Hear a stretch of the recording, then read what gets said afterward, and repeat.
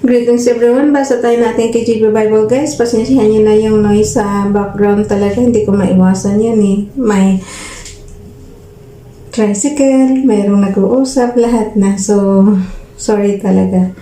Today is July 2, 2022, Day243, Ezekiel chapter 16 up to 17. Basa. Ezekiel chapter 16, nagtatago na nga ako eh. Again the word of the Lord came unto me, saying, Son of man, cause Jerusalem to know her abominations, and say, Thus said the Lord God unto Jerusalem, thy birth and thy nativity is of the land of Canaan, thy father was an Amorite, and thy mother an Hittite. And as for thy nativity, in the day thou wast born, ayan, may kahal pa ng aso guys, so pagpasensya nyo na yan. Hindi natin mapipigilan yan. Verse 4, And as for thy nativity, in the day thou wast born, thy navel was not cut, neither was thou washed in water to supple thee. Thou wast not salted at all, nor swaddled at all. Verse 5, None I pitied thee to do any of this unto thee, to have compassion upon thee, but thou wast cast out in the open, fall to the loathing of thy person in the day that thou wast born. Verse 6, And when I passed by thee, and saw thee polluted in thine own blood, I said unto thee, when thou wast in thy blood, live. Yea, I said unto thee, when thou wast in thy blood, live. I have caused thee to multiply as the bud of the field, and thou hast increased the waxen great, and thou art come to excellent ornaments, thy breast as fashioned, and thine hair is grown, whereas thou wast naked and bare. Now when I passed by thee and looked upon thee, behold, thy time was the time of love, and I spread my skirt over thee, and covered thy nakedness. Yea, I swore unto thee, and entered into a covenant with thee, said the Lord God, and thou becamest mine. Then washed thee with water, yea, I truly washed away thy blood from thee, and I anointed thee with oil. I clothed thee also with broidered work, and showed thee with badger's skin, and I girded thee about with fine linen, and I covered thee with silk. Pasensya nyo na guys. And I put a jewel on thy forehead. Nasa province kasi kami. So, hindi nyo maiwasan yung, yung ingay. And I put a jewel on thy ulit guys. Verse 9. Then washed I thee with water, yea, I truly washed away thy blood from thee, and I anointed thee with oil. I clothed thee also with broidered work, and showed thee with badger's skin, and I girded thee about with fine linen, and I covered thee with silk. I decked thee also with ornaments, and I put bracelets upon thy hands, and a chain on thy neck. And I put a jewel on thy forehead, and earrings in thine ears, and a beautiful crown upon thine head. Verse 13, Thus was thou thick with gold and silver, and thy raiment was of fine linen and silk and embroidered work. Thou didst eat fine flour and honey and oil, and thou wast exceedingly beautiful, and thou didst prosper into a kingdom. Verse 14, And thy renown went forth among the heathen for thy beauty, for it was perfect from my comeliness, which I had put upon thee, said the Lord God. But thou didst I trust. Okay, ulit. Verse 15 guys. But thou didst trust in thine own beauty. Basa rin kayo ng inyong KJV Bibles.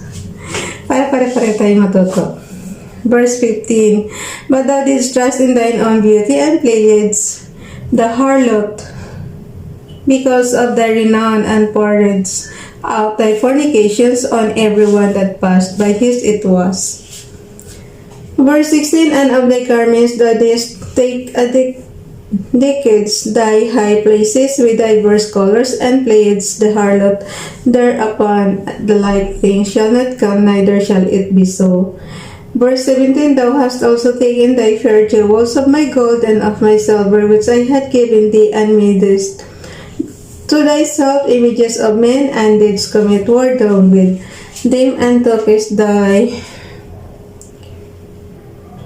broidered garments and covered them, and thou hast set mine oil and mine incense before them, my meat also which I gave thee, fine flour and oil and honey, wherewith I feed thee, thou hast even set it before them for a sweet savour. And thus it was I, the Lord God. Moreover, thou hast taken thy sons and thy daughters, whom thou hast borne unto me, and this hast thou sacrificed unto them to be devoured. Is this of thy whoredoms a small matter? That thou hast slain my children, and delivered them to cause them to pass through the fire for them, and in all thine abominations and thy whoredoms, thou hast not remembered the days of thy youth, when thou wast naked and bare, and was polluted in thy blood. Verse 23, And it came to pass after all thy wickedness, woe unto thee, saith the Lord God, that thou hast also built unto thee an eminent place, and hast made thee an high place in every street. Thou hast built thy high place at every head of the way, and hast made thy beauty to be abhorred, and hast opened thy feet to every one that passed by, and multiplied thy whoredoms. Thou dost also committed fornication with the Egyptians, thy neighbors, great of flesh, and hast increased thy whoredoms to provoke me to anger. Ang haba pala, guys. Verse 27, Behold, therefore I have stretched out my hand over thee, and had diminished thine ordinary food, and delivered thee unto the will of them that hate thee, the daughters of the Philistines, which are ashamed of thy lewd way. Thou hast played the war also with the Assyrians, because thou hast unsearchable, yea, thou hast played the harlot with them, and yet couldst not be satisfied. Thou hast moreover multiplied by fornication in the land of Canaan unto Chaldea, and yet thou wast not satisfied herewith. Verse 30, How weak is thine heart, said the Lord God, seeing thou doest of these things, the word of an impious whorish woman, in that thou buildest thine eminent place in the head of every way, and makest thine high place in every street, and hast not been as an harlot, in that thou scornest hire.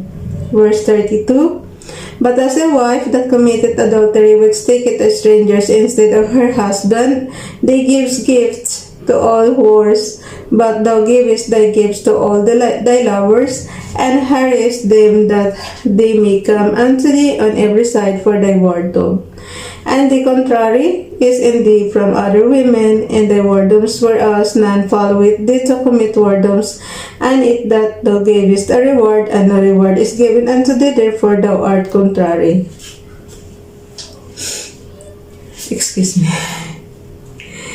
Wherefore, O harlot, hear the word of the Lord, thus saith the Lord God, because thy filthiness was poured out, and thy nakedness discovered through thy whoredoms with thy lovers, and with all the idols of thy abominations, and by the blood of thy children, which thou didst give unto them. Behold, therefore, I will gather all thy lovers with where thou hast taken pleasure, and all them that thou hast loved, with all them that thou hast hated. I will even gather them around about against thee. I will discover thy nakedness unto them, that they may see all thy nakedness. And I will judge thee as women that break wedlock and shed blood are judged, and I will give thee blood in fury and jealousy. Verse 39, And I will give thee into their hand, and they shall throw down thine eminent place, and shall break down by thy high places. They shall strip thee also of thy clothes, and shall take thy fair jewels, and leave thee naked and bare. Hala, oy. Verse 40. Sandali lang guys ha. Inom lang ako tubig. Sandali lang guys.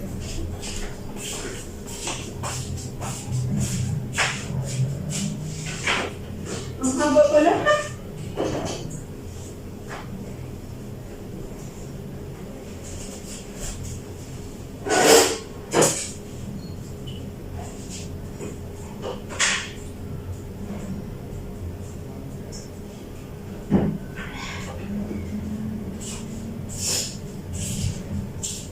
Nasa verse 14 na ako din.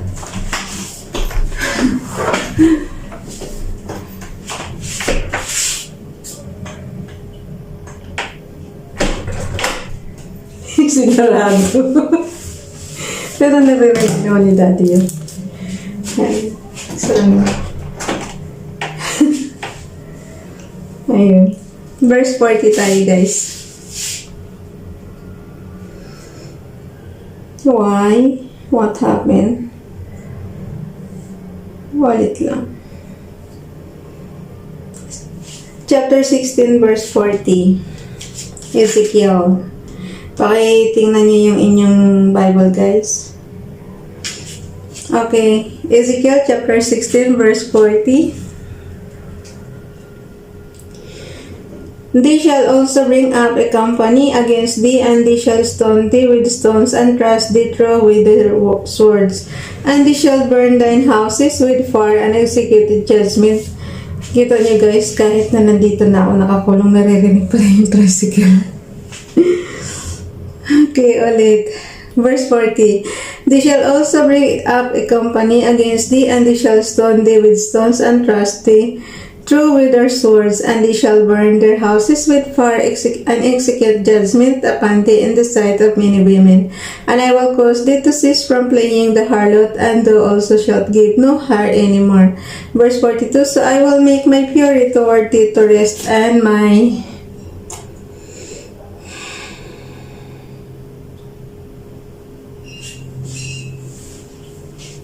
okay, ulit. Verse 42, guys.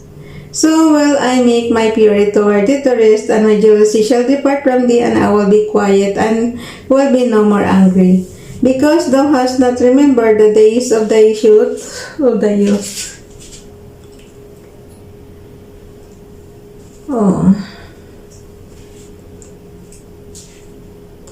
Because thou hast not remembered the days of thy youth, but hast treated me in all these things, behold, therefore, I also will recompense thy way upon thine head with the Lord God. And thou shalt not commit this lewdness above all thine abominations. Behold, everyone that useth proverb shall use this proverb against thee, saying, As is the mother, so is her daughter. Thou art thy mother's daughter, that loveth her husband and her children, and thou art the sister of thy sisters, which loveth their husbands and their children. Your mother was an Hittite, and your father an Amorite. And an elder sister is Samaria, she and her daughters that dwell at thy left hand, and the younger sister that dwelleth at thy right hand is Sodom and her daughters. Yet hast thou not walked after these ways, nor done after the abominations, but as if that were a very little thing that was captured, more than they in all thy ways. Verse 48. As I live, said the Lord God, Sodom thy sister hath not done, she nor her daughters as thou hast done, thou and thy daughters. Verse 49. Behold, this was the iniquity of thy sister Sodom, pride, fullness of bread, and abundance of idleness was in her and in her daughters. Neither did she strengthen the hand of the poor and needy. And they were haughty, they committed abominations before me, therefore I took them away as I saw good. Verse 51. Neither hath Samaria committed half of thy sins, but thou hast multiplied thine abominations more than they, and hast justified thy sisters in all thine abominations which thou hast done. Thou also which hast judged thy sisters bear thine own shame for thine sins, that thou hast committed more abominable than they are more righteous than thou, ye be the confounded. Okay.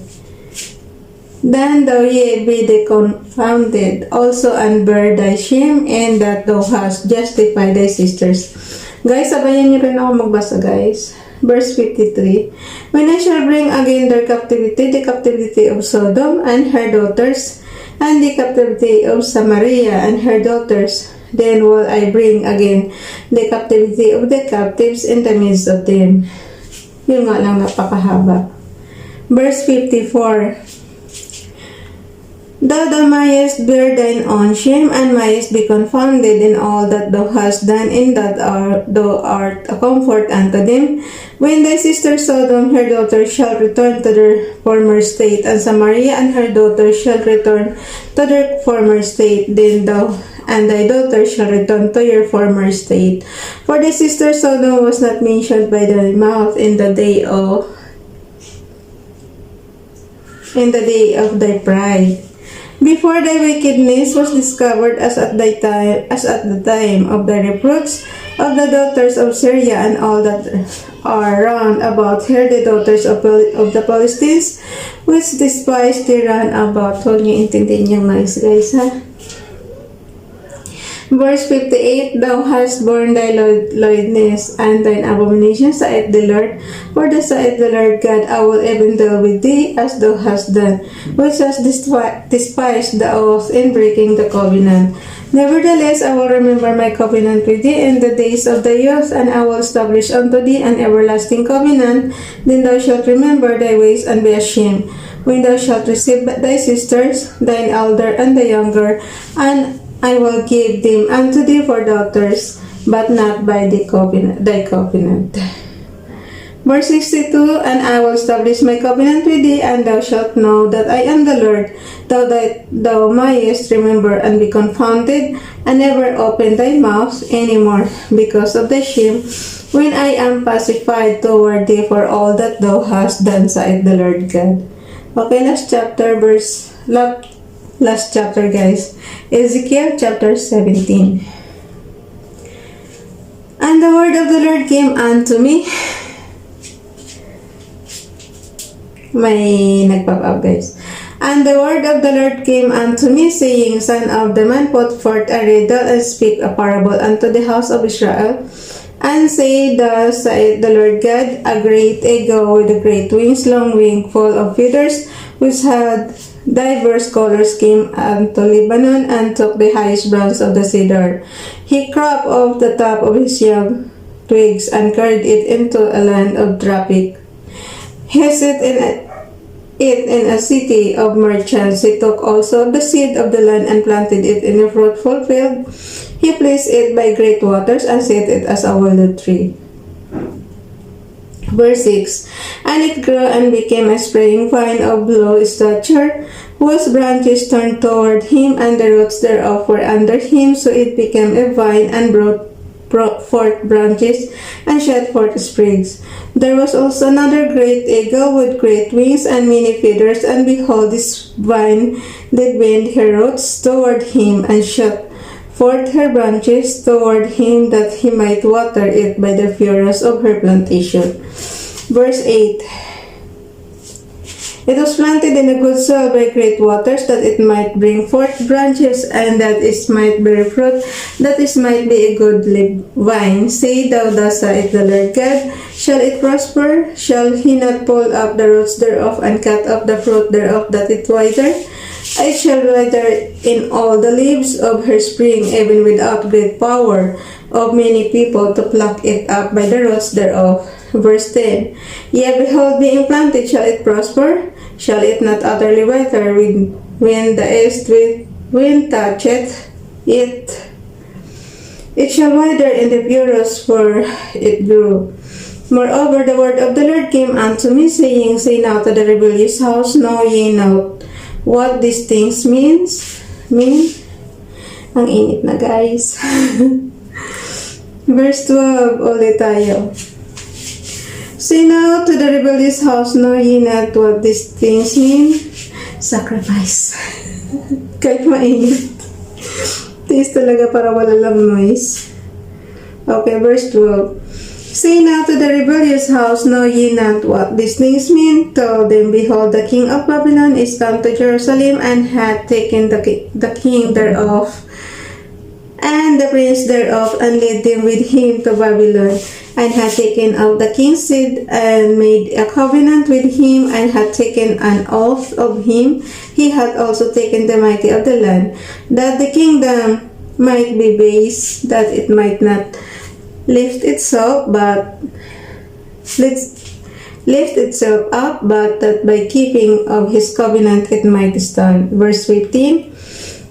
But he rebelled against him in sending his ambassadors into Egypt, that they might give him horses and much people. Shall he prosper? Shall he escape that though with such things, or shall he break? Wait lang ulit.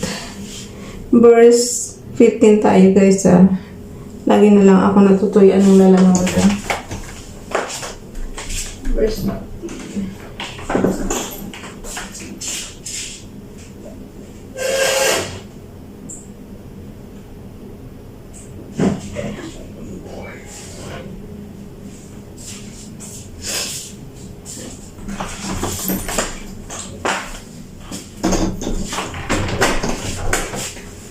Okay, verse 15 tayo.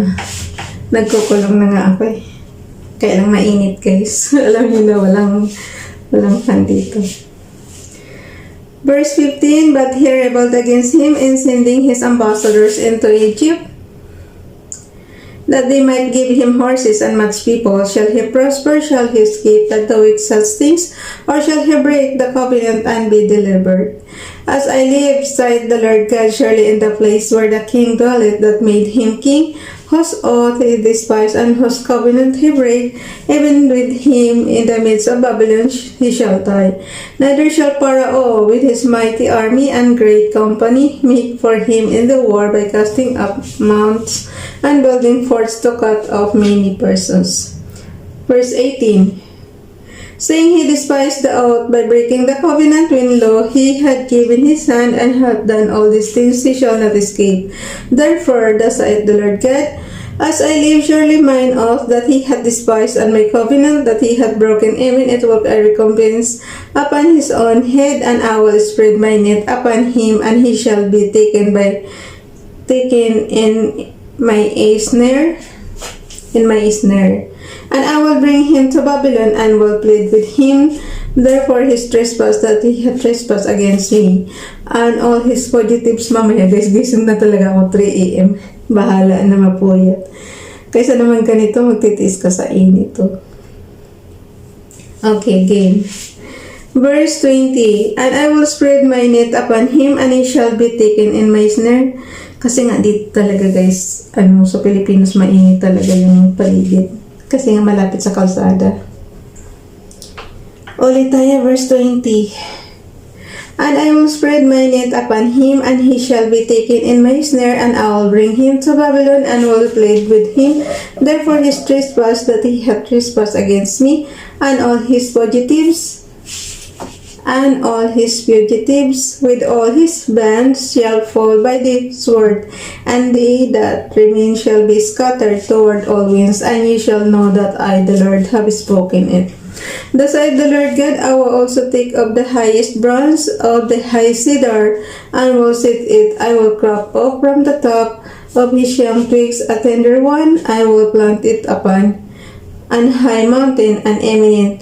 In the mountain of the height of Israel will I plant it, and it shall bring forth boughs, and bear fruit, and be a good cedar, and under it shall dwell all fowl of every wing. In the shadow of the branches thereof shall they dwell. Last verse guys, Ezekiel chapter 17 verse 24. And all the trees of the forest shall know that I, the Lord, have brought down the high tree, have exalted the low tree, have dried up the green tree, and have made the dry tree to flourish. I, the Lord, have spoken and have done it. That's it guys. Bye everyone. God bless.